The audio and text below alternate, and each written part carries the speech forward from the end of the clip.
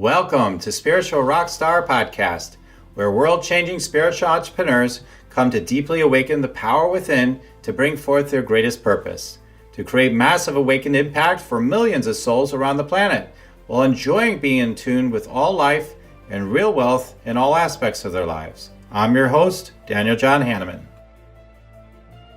And welcome everybody to Spiritual Rockstar Podcast. I am so grateful to be with you today. I want to talk to you about a subject that is super important. What are your hidden beliefs? Now, this idea of hidden beliefs, I believe, has been around for a long time. I believe, a workbook from many, many years ago around hidden beliefs and the cores of hidden beliefs, and there's a lot to that. And I definitely want to reference a very amazing book from Frederick Bales, if you're looking at the video today, Hidden Power for Human Problems. And he talks about the 7 parent thoughts behind all human problems and how to overcome them. So my point is, of course, is that as we dive into this, there is a nice thing on page 208 at the back of the book. If you want to just get right into it, if you get the book, you have these parent thoughts, and then you have what they call master thoughts. So I read this book many, many years ago, and this idea of these parent thoughts has stayed with me for a long time. I'm only re-referencing it right now to make a point about hidden beliefs. So underneath hidden beliefs, you could say all these different so-called parent thoughts exist. Thoughts of being overloaded, futility would be one. Another one would be obstruction and delay. The idea that something's blocking you, that's in your way, that you don't think you have any power over. The idea of loss, that I've lost something, I can't get it back, and I need it. Something could be lost is an idea. That things irritate me, irritation. Another one is hostility, cross purposes. Another one is rejection. So that hostility is like people are against me. I think that's interesting. He states it that way. People look down upon me and don't want me is the rejection one. And then wrong action. Illness and trouble are natural. Illness, trouble are natural. So these are natural. So all these things are like the parent thoughts. So I feel that it may be much more extensive than this, but these are some of the common ones that he had identified. And he came up with prayer treatments, what we call prayer treatments, as a way of connecting with source in your consciousness. And you just state a prayer for each of these. And you also can insert a master thought to reverse the curse, so to speak, and say things like, my strength is sufficient for thee, rather than being overloaded. Saying things like, nothing can stand in my way of the resistant flow of the infinite expression. Things like saying nothing outside of me has the power to irritate me without my consent for irritation. Saying things like nothing is ever lost in infinite mind. Or perhaps if you're having hostility and cross purposes, the world is friendly rather than, people are against me. Or perhaps you could say with self-appreciation, I know my true worth, rather than people look down upon me or don't want me. Don't worry, we're going to go much deeper in a moment. But here's this last one on wrong action. Illness and trouble are natural. Health and joy are natural, right? So that is what's natural. So it's a matter of just turning these things around. So connected to each, hidden belief is actually these sort of parent thoughts, these universal concepts. And Frederick Bales was someone who was really good at, bringing healing to people as a practitioner of what what was called and is called science of mind. And it's extremely effective for those that practice it well, just like anything else. Someone could be a great energy healer, or someone is not as a good of energy healer. Some are more gifted, some are just more practiced, some are more just sincere. As much as we want to be sincere, sometimes there's this soul-aligned sincerity that is needed for success in life, whether you're being a healer, a channel, a coach, or you're running a business, or whatever it is that you're doing, there needs to be a soul alignment for it. Do you want to meditate and make money? Let it be simple. Let it be easy. Let it be fun. Go to yoursacredpurpose.com and get your free Meditate, Make Money meditation today. And perhaps that's one of the biggest hidden issues of consternation that we have is that we're really not connected to our deeper truth. So often what we'll have is this belief, and we don't think it's an actual false belief, but we'll consider it a truth. So a hidden belief could be, for example, there's so many different examples of hidden beliefs, by the way. One could be, my worldview and my values say, and my truth is, love is all that really matters in the world. But then we deconstruct this belief that you can find is actually completely false. Love isn't the only thing that matters. Maybe you could say everything really is love ultimately, but really the essence of what you're saying isn't really the deepest and completest truth in that type of truism. The deeper truth is, yes, love is often all that really matters, but sometimes, it kind of matters to have, like to have a bathroom when you need to go to the bathroom and you don't want to pee in your pants, or something like that, like just making simple, obvious comments where it's sort of irrefutable, like that would be a preference. That'd be a preference for almost everybody. So it'd be a preference. And so this idea that this thing only matters and these other things, but that would be love too. And you could make all these arguments. The mind, if you start arguing for your belief, it shows it's not really true, right? Because I really believe ultimately all belief systems aren't inherently necessarily true at all. All belief systems inherently aren't even true at all. The deepest truth is beyond all words, all conception. There's that deeper truth that is transcendent, that requires no words, that just is a sense of connection, a sense of everything is, right? Well, we do have beliefs, and our beliefs actually do create our sense of our reality, right? At least form our reality. At least they give shape to them at a minimum, right? At least it appears that way. Minimum, right? So we can have ideas and thoughts and fantasies and imaginations of things, but often they don't come to pass because we don't really believe in them. We don't really put a lot of energy into them. We don't really want them to come true. And some part of our being realizes that they don't settle in more deeply. But if you persistently have ideas and concepts that something might be true or could be true, it's going to find a way into your reality. I love the story of Stephen King, that wonderful horror novel writer. He wrote a book once, and I used to read his books when I was younger until I realized I didn't want to fill my mind with that kind of stuff. But he used to, he wrote one book, for example, that someone was run over by a truck, right? I think it was a big truck too, up on a hill or something. This scene unfolded in this book that he wrote. And then he found himself in that exact scene in his life. It actually came in. His vivid imagination is so strong, so clear. All these impressions have happened. And the one that settled into his subconscious the most, that aligned with perhaps some other beliefs and other thoughts stacked up to create a reality where it literally gets run over by a truck in real life. This is how it happens. Perhaps he had these kind of ideas that were really settled in his consciousness, and then he's writing a book about it, and then all of a sudden that happened. I don't know where it comes from, but obviously he had put enough energy into it to create it into his reality, even though he didn't know he was doing that. He didn't realize when he's writing that book, and so many of the other things he wrote about never happened, right? But this was so chillingly exactly like what happened in his book, all the way down to him describing that the driver had this weird grin on his face when he ran him over. At least that was his experience of it, just like in his book. Now, if you want to look into this and find out what I'm saying is a hair off, that's possible. It's been a while since I looked into all that, but I remember this story so clearly that this sort of thing happened with Stephen King.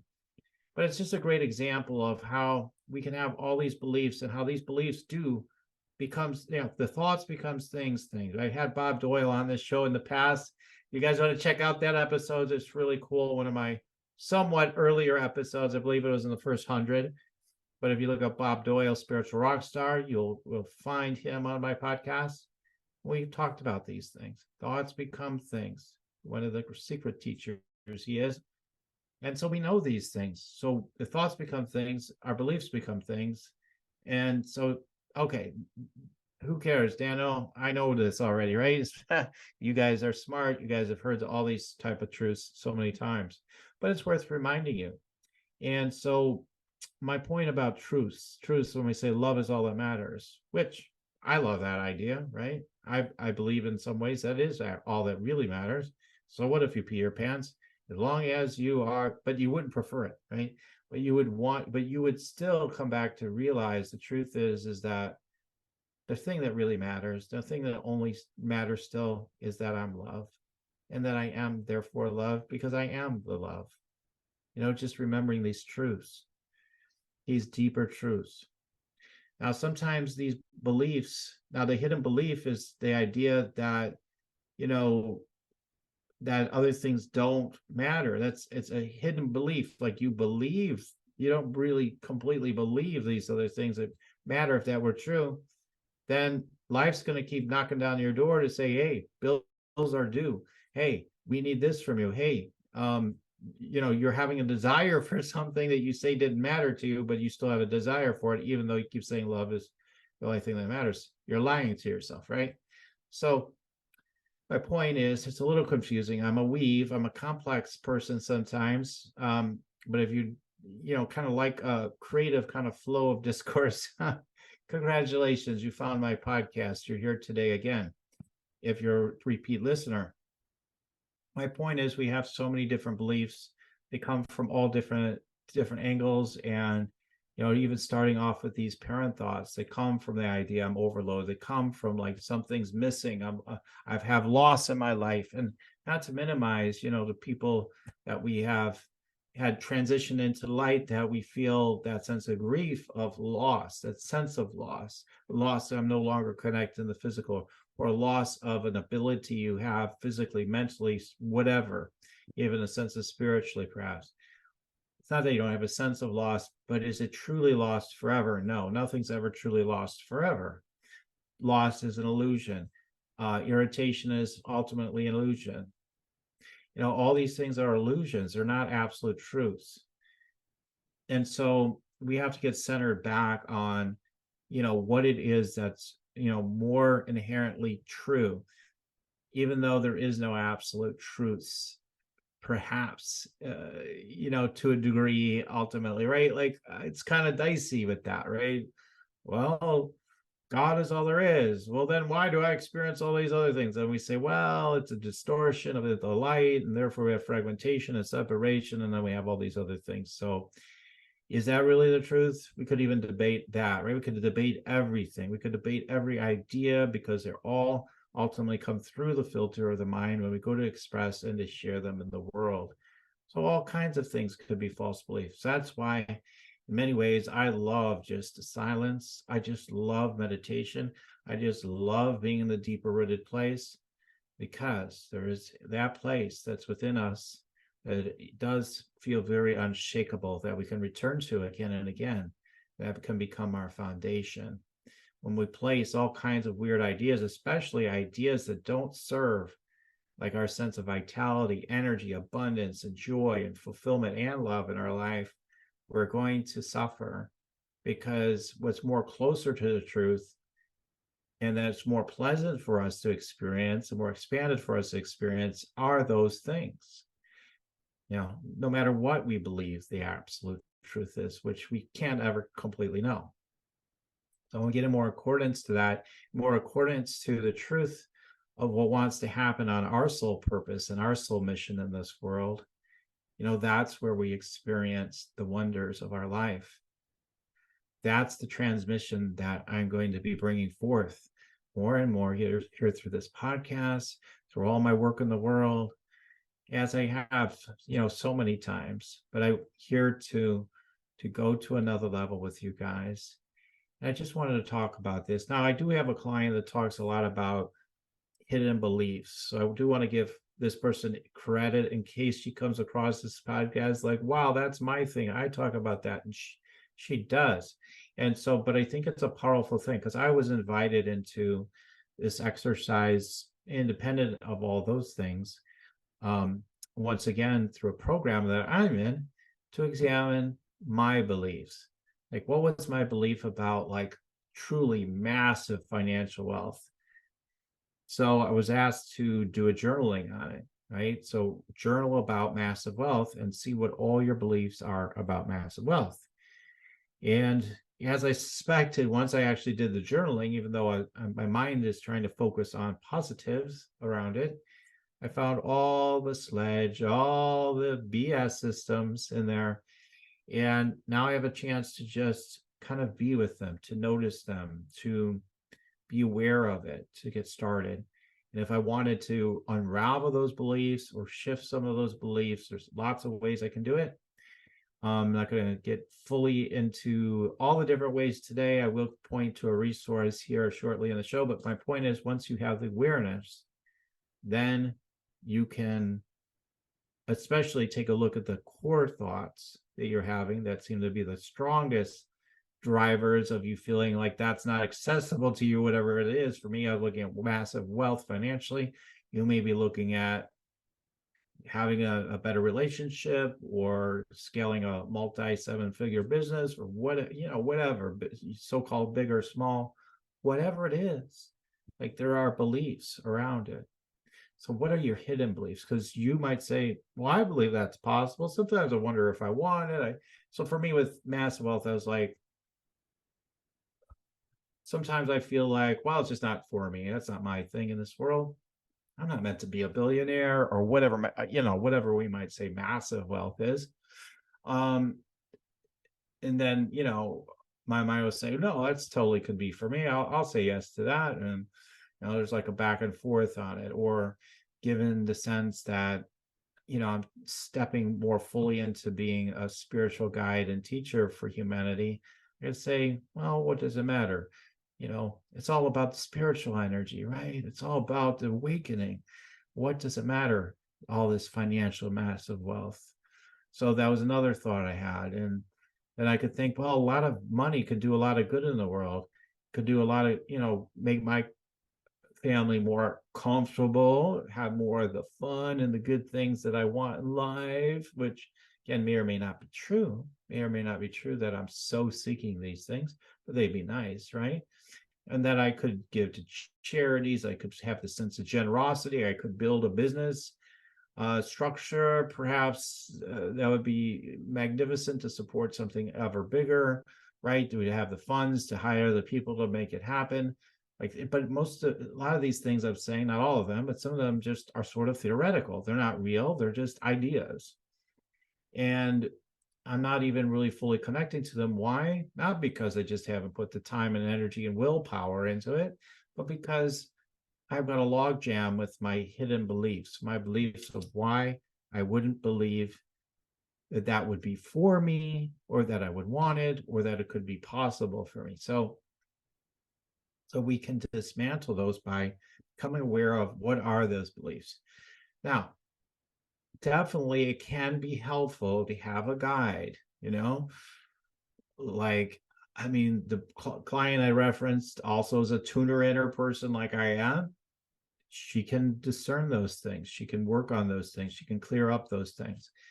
I also am a tuner inner. I can discover false beliefs within myself and others.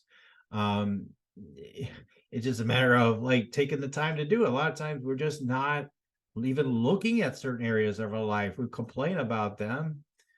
Why don't I have massive wealth yet? Not that I was necessarily complaining in that exact way, but something close to that, perhaps, like little ideas and complaints come up, like why this, why that.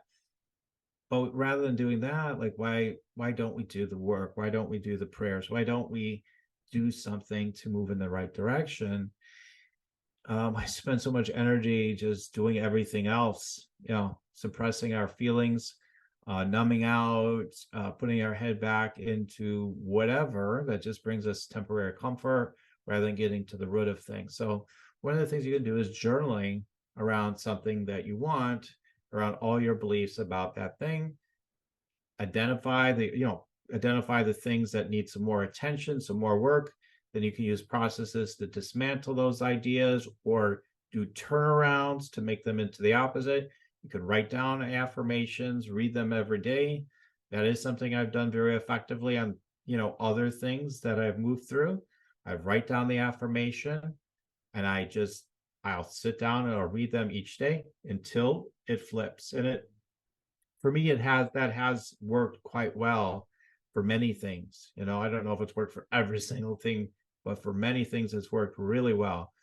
I know a lot of times people say, well, this works, that doesn't work. Like, I don't know. You have to see what so-called works for you, but I find it works, for me. Like, it may be a little slower sometimes, the repeating affirmations, but I'll just read it once in the morning each day, that turnaround thought.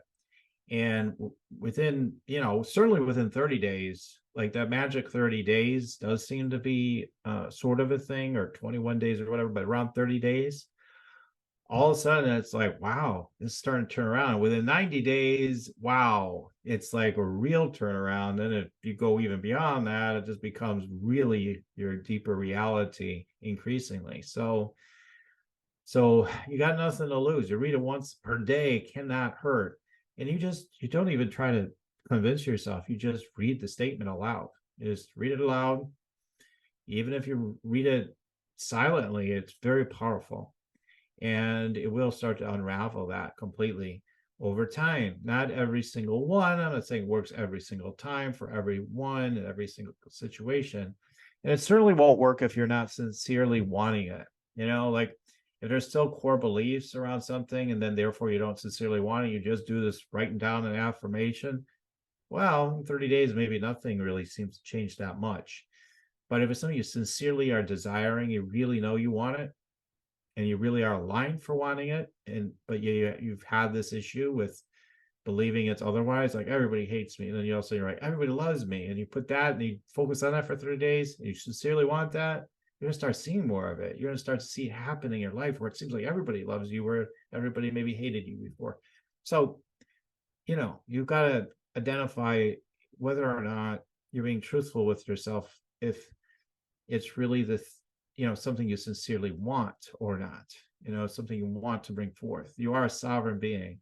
You have the ability to decide, what kind of life you want to experience. The sense of negativity and heaviness and limitations, some of that maybe you want to hang on to for some reason, right? I know myself as a human being, I choose to hang on to some of it, apparently, right? Even if it's unconscious, I'm choosing at some level. It might be an unconscious choice, but there's a choice in there. You can shift it if it wants to shift. If you want it to shift, if you decide you want it to shift, it's a possibility. But you do have to get down to those hidden beliefs. So again, I'll wrap this up. I'm just giving you lots of ways of approaching it, including, again, this book. This book was really powerful for me, and it's been a long time, again, since I went through it. But perhaps I'll reread it now that I've brought it up on the show. But I thought of it instantly when I came up with this show today. So Frederick Bale's Hidden Power for Human Problems: The 7 Apparent Thoughts Behind All Human Problems and How to Overcome Them. So you got that as a reference to take care of hidden beliefs and things like that at the core of them. We also have the idea and the practice, which does work, is of journaling on something that you want, all your beliefs around that idea. So I want to have a perfect relationship with someone. Okay, my belief around having a perfect relationship is, and then you write down all your beliefs, right? And then you find the false, all the false beliefs that are in there. Identify, you just become aware of it first. Sometimes awareness is just in itself very powerful, and you just notice those patterns of those thoughts, even when they're unconscious. Like, you'll notice them showing up like in your life. So that's one level of shifting it. Their level is you use a tool to flip it. You could just flip it around and then write down the opposite. Read it every day, once per day in the morning. And you can enhance that. You can look in your eyes in the mirror. You can do the hokey pokey and jump up and down and do 100 affirmations. I don't care. For me, it's as simple as just read it once. That's it. Just get centered with it once per day. It will change. More than likely, and most of them. Then the next thing is, or you'll see at least a positive momentum shift in the direction. So more than likely. Okay, the next thing you can do to really dismantle false beliefs. One of the most powerful ones that I've done, some of them might be familiar with this, but is Byron Katie's work, right? The one, she has this Byron Katie, spiritual teacher. She has a one belief at a time worksheet, which you can find at thework.com. Thework.com. She has a downloads button on the top right-hand corner of her page. And if you click on it, she'll have a bunch of other things you could click on. And one of them you'll find on the right-hand side of all that, you'll see it's like, I think the second category down, and there's a one belief at a time worksheet. I want you to click on that one. I want you to utilize her 4 questions to dismantle any false beliefs 100%, almost 100%, almost, because you guys can be stubborn and we all can be stubborn. It's almost 100% effective. Okay. Almost, very close. Because what does she ask? She asks, is this true, this belief? Okay. Some people say yes, some people will say no, right? And then the second question is, can you absolutely know it's true? That's where almost everybody with almost any belief will say, no, I don't absolutely know it's true. Okay, then just be aware, like, I can't know if that's absolutely true, so why am I hanging on to this belief? Especially if it doesn't serve you. The number 3 question she asks is, how do you react? How do you respond or whatever to this idea, this belief? And the 4th one is, who would you become without the thought? Her current work, she may say something differently, but essentially that's what it is. Or you could put it like, what would your life be like without that thought? If you didn't have that thought anymore, what would be possible for you? Oh my God, all kinds of things. And when you do this process and you go through it, it is so powerful. It is so helpful, and so often over the years, I've just even asked myself if a belief is true, to the point where I just started realizing, well, none of it's true. So the minute I even begin to ask if something's true, I'm like, oh yeah, whatever the belief is, instantly to say it's not true if it's not serving me, right? Okay, that's not true. But you have to take the time to remember. You do need to take the time to remember. If you're fully present and fully awake, do you need to even do such things? Probably not, because you're probably not having a bunch of these ideas of separation energy and thoughts coming to you. But yet they sneak in, even in the midst of presence. We can have all kinds of limiting ideas and beliefs. So they are still there, those hidden suckers. A lot of times we think we're stuck in something in our life because of a certain idea we believe we have, and we think that's the idea, when there's something else going on. And sometimes, yes, you can trace it to ancestral or family, or you can past lives, other dimensions you come from. I don't care, what aspect it may be, but there is an idea, a belief that's in there, wherever it came from, that wants to be dismantled in order for you to experience more of the aliveness and trueness of who you really are. So when you do that, you're free. You're free to have more of the possibilities and the energy that you want to experience in your life. And most importantly, you get to experience more of the heaven on earth that already exists, always, right now. That's all. You just get to experience more of that. And all other things can be added on to you. Okay? All other things can be added on to you. There's a reason why that is such a famous quote, such a famous thing that we've heard again and again. Seek first the kingdom. Heaven on earth is already here for those who have eyes to see. Let all other things be added on to you from that place. Like, these are things that we know about, we've heard so many times. And I would imagine they ring true to you when you hear them, but yet we don't live in such a way. So I invite myself and all of us to continue to deepen in living from that place, and deepening living from that place more. Okay, so I'm grateful to have shared with you today. I hope whatever came through today, don't allow whatever I said to confuse you, because I gave you a lot of different ideas today. But take what does resonate, what does align, what is clear to you. Take an action today on it, and just nudge it along. and watch the difference that it makes. And like I always say, keep on tuning in. We'll keep on rocking it here at Spiritual Rockstar Podcast. Till next time, everyone. The Spiritual Rockstar Podcast. Stay tuned for our next upcoming new episodes each Wednesday and Saturday. Please be sure to subscribe, rate, and review to help us to serve you best.